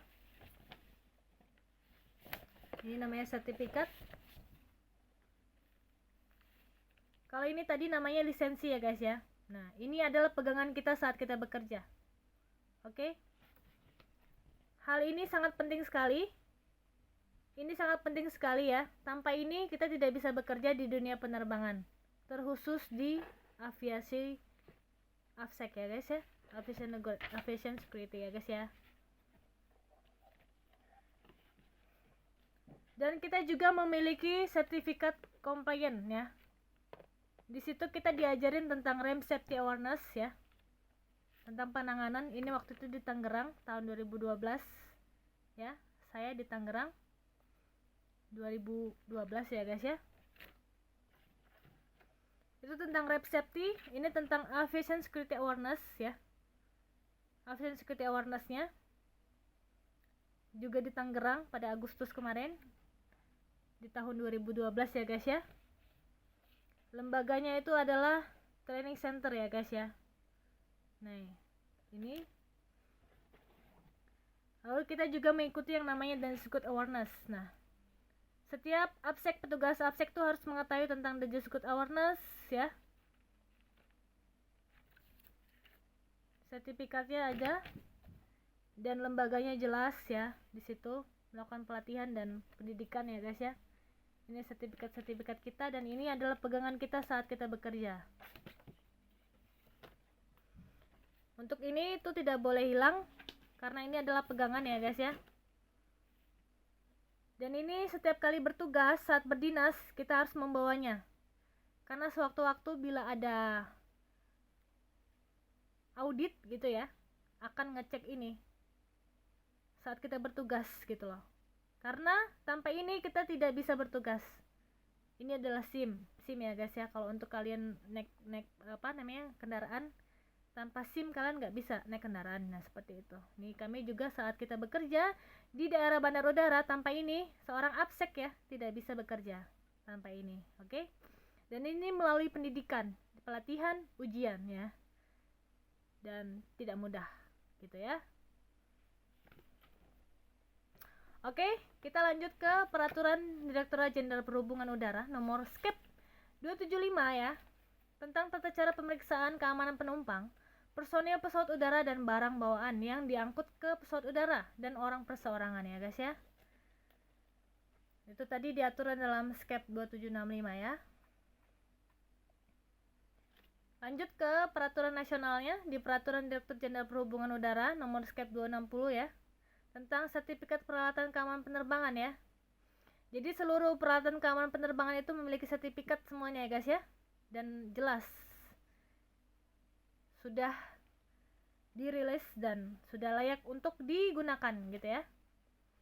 SKEP 265 ya, tentang pengujian peralatan. Ini tentang peralatan-peralatan. SKEP itu aturan-aturan semuanya. Terus ini tentang teknis pengamanan ya dalam penerbangan sipil, tentang Jenderal Perhubungan ya, KP Peraturan Jenderal Perhubungan itu. Lanjut di sini tentang peraturan pengangkutan bandara berbahaya, barang berbahaya ya guys ya. Di KP 546 tuh. Tentang program pendidikan dan pelatihan personil penanganan barang berbahaya tuh. Di sini pada saat kami pendidikan itu ya, kami dididik dan dilatih ya tentang barang-barang berbahaya dan lain sebagainya ya itu ya. Dan kami akan melalui namanya ujian ya guys ya. Dan itu perlu proses ya guys ya. Itulah tadi, makanya kalau ada yang tanya, mbaknya security ya? Bukan, kita bukan security, tapi kami adalah ABSEC ya. Kami adalah ABSEC. ABSEC itu adalah aviation security. Aviation itu adalah pengamanan penerbangan ya. Kita beda gitu, itu sih. Itu ya. Kalau security sendiri saya kurang tahu ya, jelas. Yang jelas saya di sini fokus ke pekerjaan saya share tentang pengalaman saya. Bukannya saya mau membedakan ya guys ya, saya cuma ingin menjelaskan. Semoga informasi ini bisa tersampaikan dengan jelas ya guys ya, supaya tidak terjadi kesalahpahaman ya, supaya kalian mengerti gitu ya. Itu saja. Oke, di sini ada teknis keselamatan pengambaran berbahaya bandar udara ya. Terus ini tentang izin masuk. Oke, ini peraturan-peraturan semuanya ya guys ya. Nah, ini semua tentang aturan-aturan ya, tentang investigasi dan lain sebagainya ya. KP, tentang aturan-aturan semuanya. Jadi hati-hati semuanya itu di dalam lingkup pekerjaan semuanya dilandasi oleh aturan ya. Tanpa adanya aturan ya, kita tidak bisa bekerja ya. Itu tadi. Jadi ikutilah aturan yang berada dan berlaku ya. Di sini tentang pemeriksaan keamanan penerbangan ya. Nih karyawan awak pesawat tuh. Nih. Kenapa harus diperiksa? Nah, di sini ada tulisannya Instruksi Menteri Perhubungan Republik Indonesia nih. Karena ada IM ya, IM 4 tahun 2016 tuh. Tuh, jadi setiap awak kabin tuh diperiksa juga ya guys ya. Seperti itu ya. Lanjut di sini ada Surat Edaran Menteri Perhubungan Republik Indonesia nomor SE 10 tahun 2016 tentang fasilitas gedung VIP ya. Bandar udara di bandara udara seluruh Indonesia nih. Tuh, ada VIP ya. Instruksi Dirjen, Surat Edaran Dirjen ya. Ini tentang peningkatan pemeriksaan. Nih ada cleaning service, barang catering, peralatan pesawat ya tuh. Kita periksa ya guys ya. Semuanya tuh ada kondisi-kondisi hijau, kondisi merah tuh. Tuh, itu kalian harus pendidikan dulu ya supaya kalian tahu ya. Kalian harus sekolah dulu nggak sembarangan itu ilmunya. Oke, saya share tentang garis besarnya saja ya guys ya.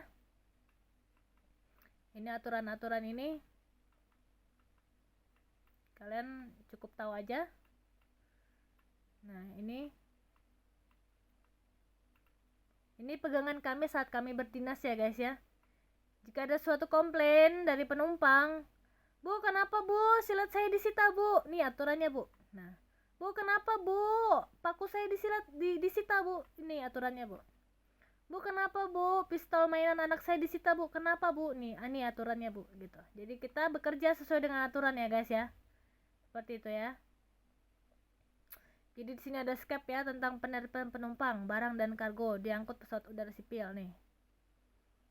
Ada aturannya ya. Tata cara pemeriksaan prasarana dan sarana penerbangan tuh. Tuh ya. Pembahasan peraturan keamanan nih, kita bahas tentang peraturan keamanan ya. Ini undang-undang nih ya, yang tadi saya sebutkan tadi ya. Nih, setiap penumpang itu harus dilakukan namanya apa? Pemeriksaan ya guys ya. Nih. Ini tentang pasal-pasalnya, terus ini tentang angkutan udaranya ya, keamanan penerbangannya. Nih. Undang-Undang Nomor 1 Tahun 2009, Keamanan Penerbangan, Menteri bertanggung jawab terhadap keamanan penerbangan nasional. Nih. Untuk melaksanakan tanggung jawab sebagaimana dimaksud pada ayat 1, Menteri berwenang untuk pertama, membentuk kabinet. Nih, membentuk komite ya, Komite Nasional Keamanan Penerbangan ya. Menetapkan program keamanan penerbangan nasional dan mengawasi pelaksanaan program keamanan penerbangan nasional. Tuh ya. Berkoordinasi, setiap otoritas bandara bertanggung jawab ya. Membentuk komite nih guys. Nih. Komite Nasional Penerbangan, komite itu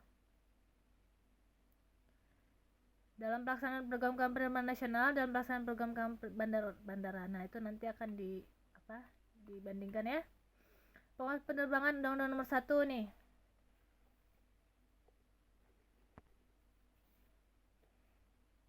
Nih, jadi menteri ini bertanggung jawab ya guys ya terhadap pengawasan keamanan penerbangan nasional nih. Nah, itu tadi nih. Pada pasal 331 ya, 331 ya. Nah, akan meliputi audit, inspeksi, survei, pengujian. Nah, jadi nanti kalau kita nggak punya lisensi ini, nah kita akan diaudit ya guys ya. Nah, nggak sembarangan ya guys ya. Nggak sembarangan semuanya itu penuh dengan aturan ya guys ya. Ini tentang program pengawasan ya. Pengawasan adalah kegiatan pengawasan berkelanjutan untuk melihat pemenuhan peraturan keamanan penerbangan yang dilaksanakan oleh penyedia jasa penerbangan atau instansi lain yang terkait keamanan penerbangan. Tuh ya, pengawasan ya artinya ya. Ngerti nggak kalian? Pengawasan itu kegiatan rutin, ngerti nggak kegiatan rutin? Yang dilaksanakan itu setiap kali misalkan hari Sabtu gitu. Kayak gitu. Kalau audit itu adalah pemeriksaan yang terjadwal ya. Misalkan audit itu terjadwal misalkan bulan Juli nanti, atau misalkan pas tahun depan nanti bulan Mei, seperti itu ya. Sudah ada jadwalnya. Dan dia tuh sistematis dan mendalam ya terhadap prosedur, fasilitas personel dan dokumen organisasi penyedia jasa penerbangan untuk mengetahui tingkat kepatuhan terhadap ketentuan dan peraturan yang berlaku. Nah, itu tadi nih diaudit nih diaudit. Punya ini nggak, punya lisensi nggak petugas absek tuh? Kalau nggak punya ini, kenapa kerja gitu loh? Ini jadi masalah nanti kalau nggak punya ini. Tuh. Itu contoh ya, contoh. Dan masih banyak hal lain lagi yang akan diaudit tuh, nggak hanya itu ya guys ya, masih banyak hal lain lagi yang belum kalian tahu ya. Jadi di sini ada inspeksi ya guys, inspeksi ya guys ya. Inspeksi itu apa coba? Inspeksi itu adalah pemeriksaan sederhana terhadap pemenuhan standar suatu produk akhir objek tertentu. Jadi cuma pemeriksaannya ya cuma sederhana aja, sekitaran gitu aja. Nah, ini survei adalah evaluasi kebutuhan keamanan termasuk identifikasi terhadap kerentanan yang dapat dimanfaatkan untuk melakukan tindakan melawan hukum dan rekomendasi terhadap tindakan korektif ya.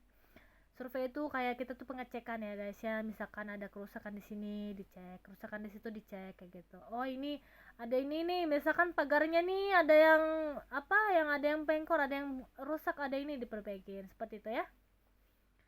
Makanya setiap kali petugas pengamanan bandar udara itu selalu ibaratnya selalu untuk keliling ya, walking ya guys ya, walking patrol untuk pengecekan keseluruhan baik terminal maupun non terminal gitu ya. Lalu di sini ada pengujian tes ya, adalah uji coba secara tertutup atau terbuka terhadap upaya keamanan penerbangan atau tindakan keamanan penerbangan dengan simulasi percobaan untuk tindakan melawan hukum. Nah ini tadi adalah sebuah tindakan seperti ngecek kita ya guys ya, petugasnya itu apakah petugasnya itu benar-benar fokus saat bekerja gitu ya. Nanti ada seperti ini yang akan terjadi gitu ya pada saat kita berdinas, dan itu kita tidak tahu, petugasnya itu tidak tahu. Nah kenapa tidak tahu, memang harus tidak tahu gitu supaya tim penguji tuh mengerti gitu bahwasanya kemampuan kita tuh sudah layak atau bagaimana, seperti itu ya. Oke, tadi kita sudah ngebahas tentang audit, inspeksi, survei, pengujian ya guys ya. Itu yang akan terjadi saat kita berdinas di wilayah penerbangan ya guys ya.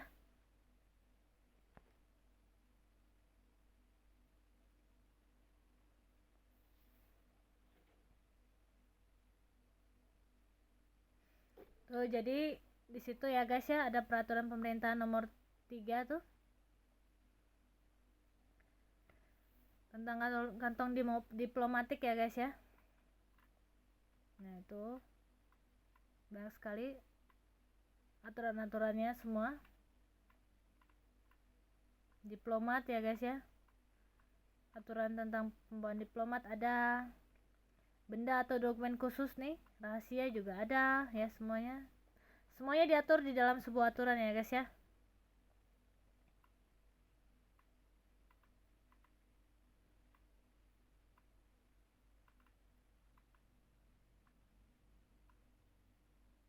Nah ini dia, ini yang harus kalian tahu ya guys ya.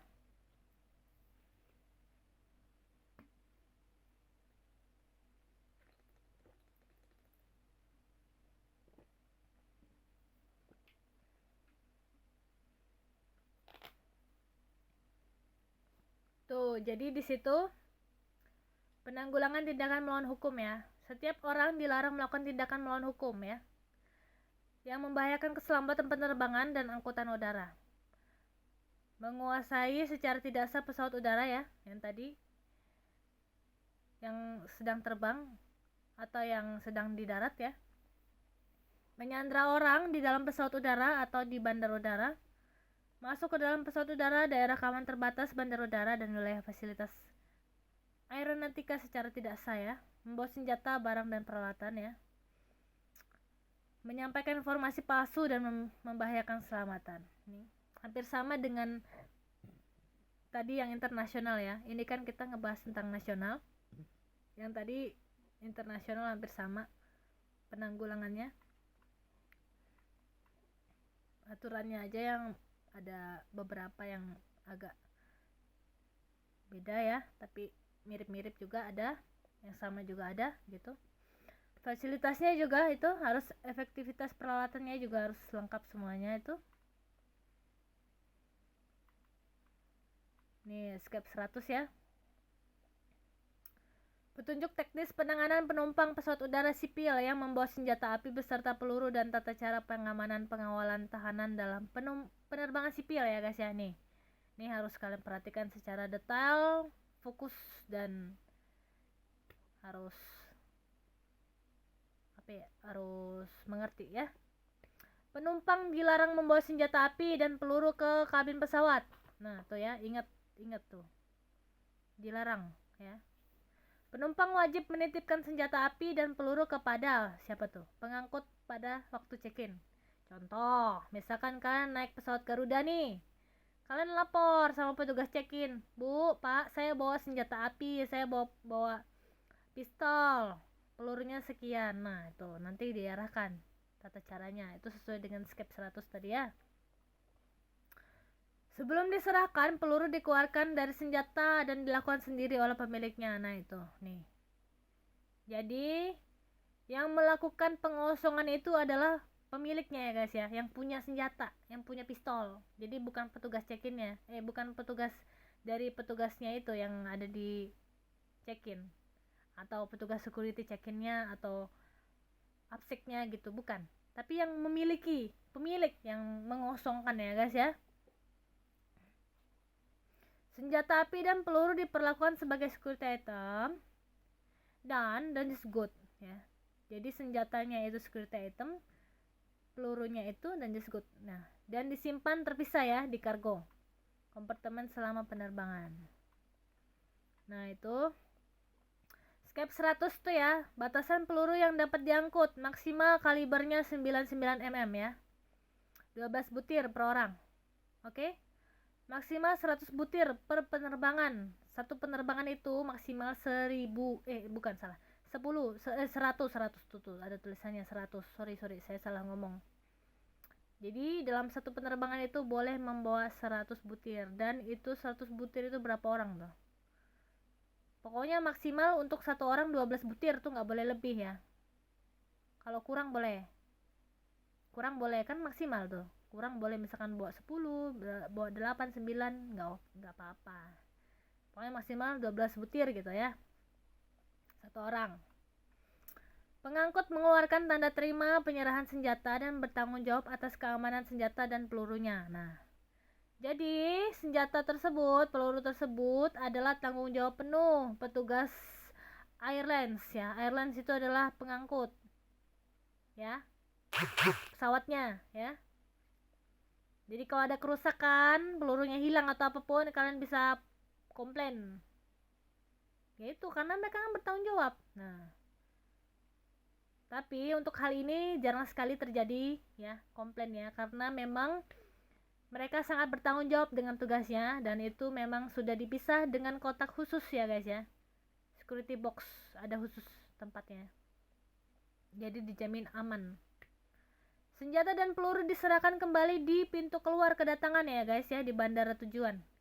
Jadi senjata tersebut yang sudah kalian terima, yang sudah kalian serahkan ke petugas airline, itu akan kalian ambil di bandara tujuan. Misalkan nih, kalian mau ke Medan ya, dari Banjarmasin.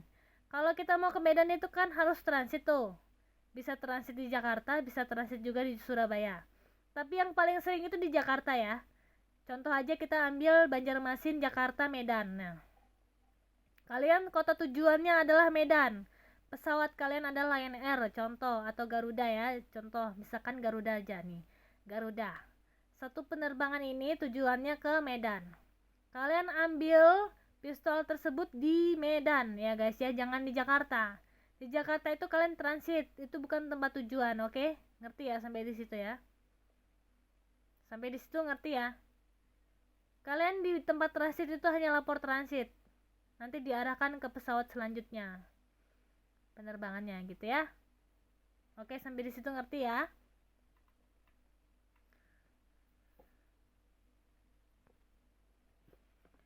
Oke, di sini dalam suatu penerbangan hanya dapat mengangkut satu tahanan berbahaya dengan minimal 2 pengawal, dan 2 tahanan tidak berbahaya dengan masing-masing 1 pengawal ya guys ya. Di sini Scape 100 juga ngebahas tentang tahanan ya guys, tata cara pembawaan tahanan ya guys ya. Jadi misalkan nih, satu tahanan itu berbahaya nih ya. Misalkan kasusnya apa tuh? Pembunuhan. Apa itu kan berbahaya tuh? Pembunuhan kan? Jadi yang awal itu minimal 2 orang. Dan 2 tahanan tidak berbahaya dengan masing-masing 1 pengawal ya guys ya. Ngerti nggak? Jadi gini ya, contoh. Ada nih tersangka pembunuhan ya guys ya. Dia itu 1 orang. Jadi yang ngawal dia tuh polisinya tuh harus 2 orang. Kayak gitu. Tapi kalau misalkan kasusnya nih misalkan cuman pencurian ya kan, penipuan, itu kan nggak berbahaya ya. Misalkan tahanannya ada 2 orang tuh. Yang mengawal itu cukup satu orang per orangnya gitu. Misalkan ini 2 orang kan, 1 orang yang ngawal 1 orang, 1 orangnya lagi ngawal 1 orang, jadi 2 tahanan 2 orang kayak gitu. Ngerti nggak? Masing-masing. Jadi kalau berbahaya tuh yang ngawal 2 orang, kalau nggak berbahaya yang ngawal 1 orang aja. Nah gitu ya, paham ya? Kayak gitu, itu minimal ya. Kalau lebih dari itu boleh, pokoknya itu minimal. Oke. Masuk pesawat lebih awal dan keluar pesawat paling akhir dari penumpang lain. Nah itu biasanya tahanan seperti itu ya guys ya. Posisi duduk di kursi paling belakang tuh. Petugas pengawal dilarang membawa senjata. Seperti itu. Tapi itu semua tergantung kebijakan ya guys ya.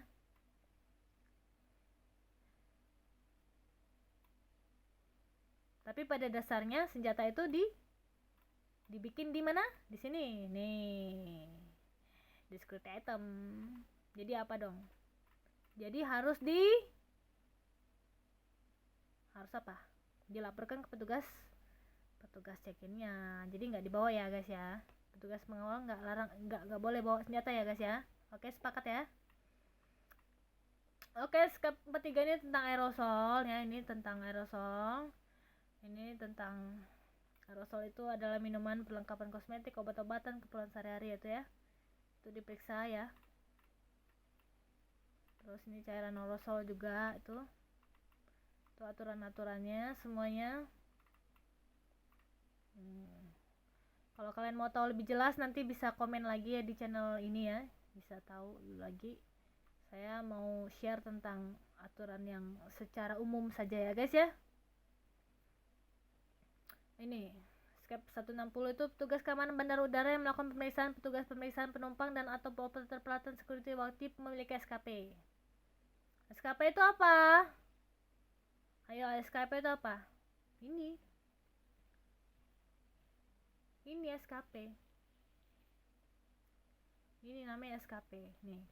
Petugas keamanan di bandara yang melakukan pemeriksaan, petugas pemeriksa penumpang dan atau operator peralatan security wajib memiliki SKP. Nah. Nih, memiliki ini. Jenis peralatannya adalah X-ray, water mende, hemda, explosive detector nih ya. Persyaratannya memperoleh SKP pendidikan minimal SLTA ya. Sehat jasmani dan rohani, mengikuti diklat dan lulus ujian nih. Nih nggak sembarangan ya. Mengikuti pendidikannya, mengikuti diklatnya dan lulus ujian. Jadi ini ujian dulu guys, nggak sembarangan nih, harus ujian ya. Nah ini tadi tentang kewenangan ya.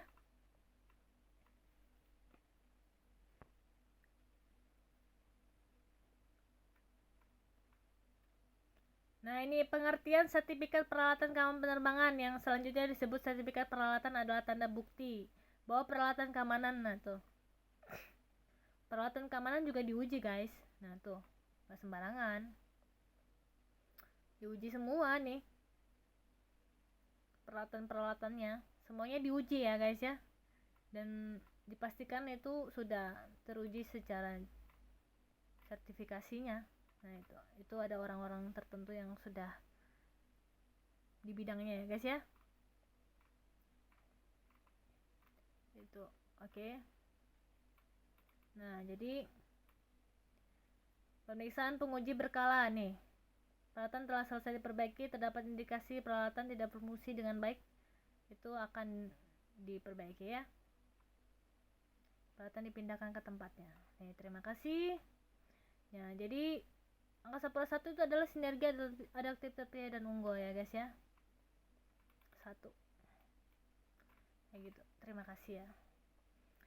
Tetaplah menjadi pribadi yang selalu sinergi, adaptif, terpercaya dan unggul ya. Oke. Sekarang kita mau coba untuk nonton video ya. Video bagaimana sih yang terjadi ya.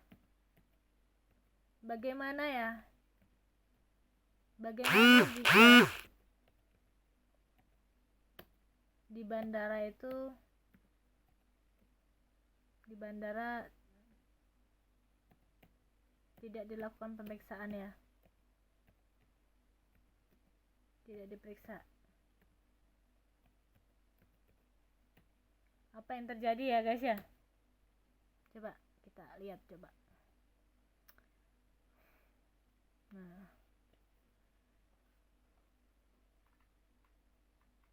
Nah, nggak ada ya, nggak ada ya. Jadi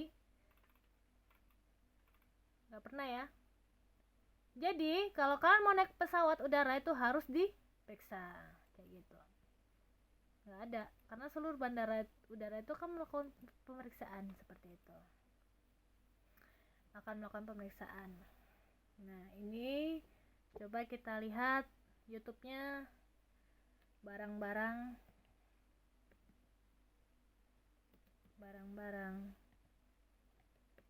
prohibited item ya.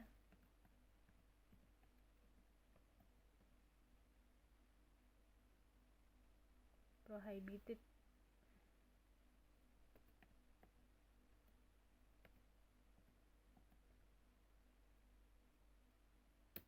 tuh.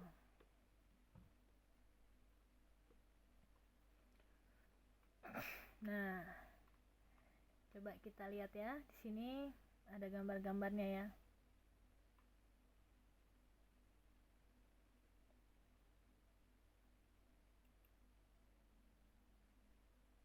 Tuh ya.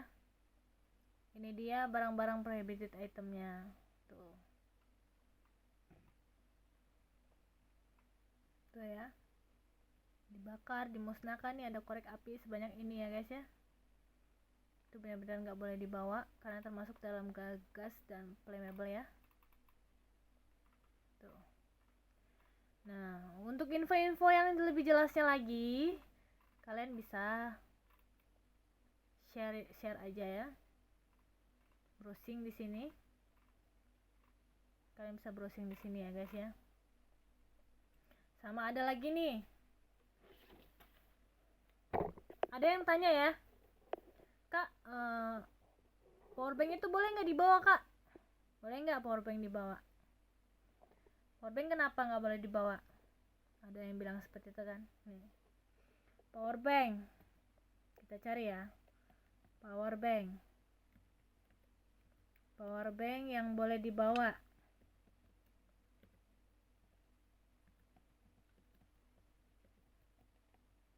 Dibawa ke pesawat ya, ke cabin ya. Kita browsing nih. Kayak gitu. Browsing aja. Kalian nggak akan nggak akan tersesat kalau kalian bertanya kepada Mbak Google ya. Browsing aja gitu loh. Nah, di sini. Powerbank atau baterai lithium cadangan dengan kapasitas tidak melebihi 20.000 mAh ya. 100 Wh diizinkan untuk dibawa ke pesawat ya. Artinya kalau lebih dari 20.000 artinya apa dong? Nggak boleh kan dibawa? Ya udah. Kita ngikutin aturan aja. Kayak gitu ya. Nah, di situ kan ada tuh aturannya. Nih, 5 aturannya, kita klik coba.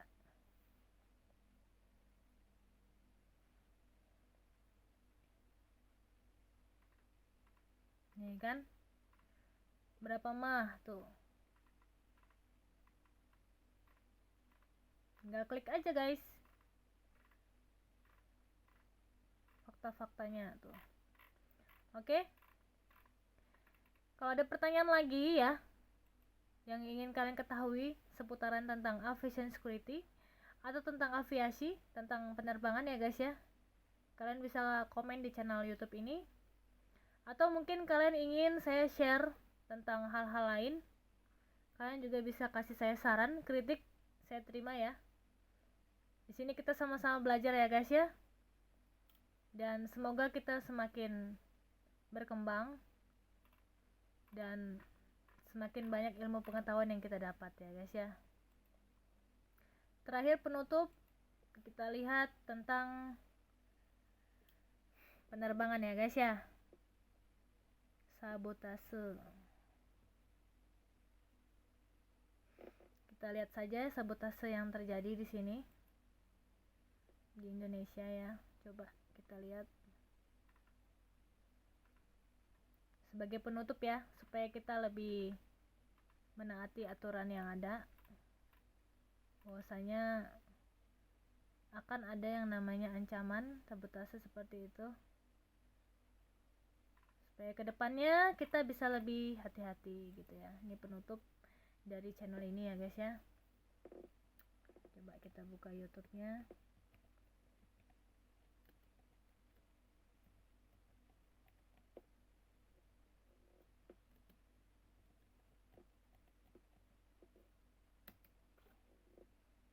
Nah ini ya guys ya.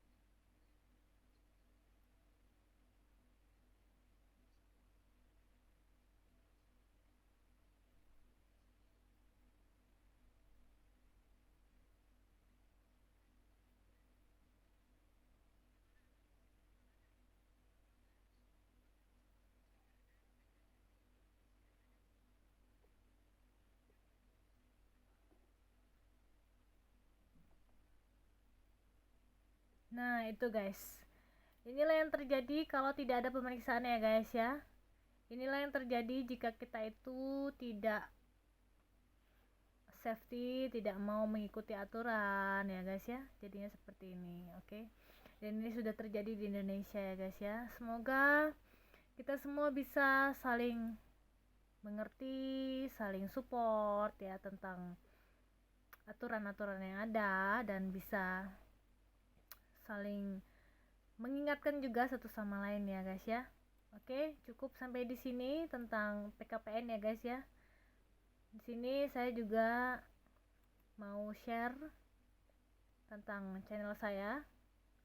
Nih, kalau kalian masih pengen tahu tentang info-info penerbangan ya, up to date-nya, dan tentang apa ya, pengalaman-pengalaman saya yang akan saya share di channel saya, kalian bisa search di Google ya. Nanti di sana ada keluar foto seperti ini, foto saya, dan banyak sekali video-video yang sudah saya share ya tentang aturan-aturan dan juga tentang info-info terbaru ya mengenai PPKN dan lain sebagainya. Kalian bisa subscribe, tekan loncengnya ya guys ya. Terima kasih banyak buat semuanya. Sehat selalu ya, dan dimurahkan terus rezekinya semuanya. Thank you semuanya. Salam akhlak.